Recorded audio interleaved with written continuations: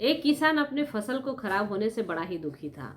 वह हमेशा भगवान को कोसता रहता था कि हमारी फसल खराब हो जाती है, हम इतना मेहनत करते हैं फिर भी। भगवान एक दिन प्रकट हुए उसके सामने। किसान ने कहा कि आपको खेती की जरा भी नॉलेज नहीं है। हम कितना मेहनत से खेती करते हैं और आप जब मन तब बारिश कर देते हो, जब मन तब धूप और जब मन तब ठंड, जिसकी वजह से हमारी फसल जो है वो खराब हो जाया करती है।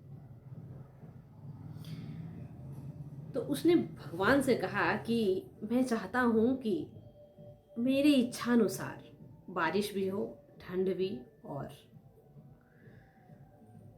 धूप भी। भगवान ने कहा तथास्तु। उसके बाद वो गायब हो गए। अब किसान के तो मजे।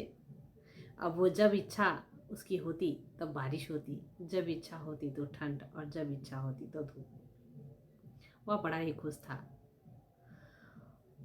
उसके बाद उसकी फसल जो है वो धीरे धीरे बढ़ने लगी और बढ़ते बढ़ते एक समय ऐसा आया कि वो फसल जो है वो बहुत बड़ी हो चुकी थी और कटाई का समय नज़दीक आ गया।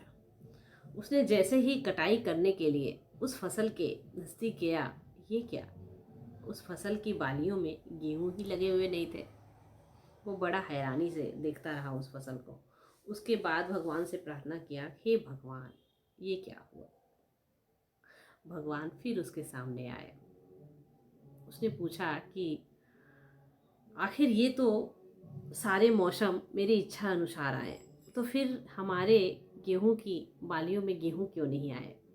भगवान ने कहा कि फसल तेज हवा में, तेज बारिश में खुद को बचाए रखने का संघर्ष करती है और तेज धूप में से वो लड़ती हैं, तभी उसमें दाने होते हैं, यानी फसल आती है।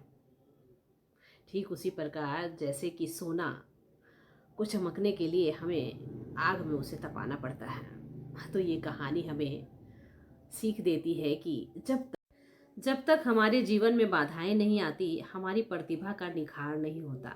इसलिए बाधाएं भी ज़रूरी है हमारे जीवन के लिए।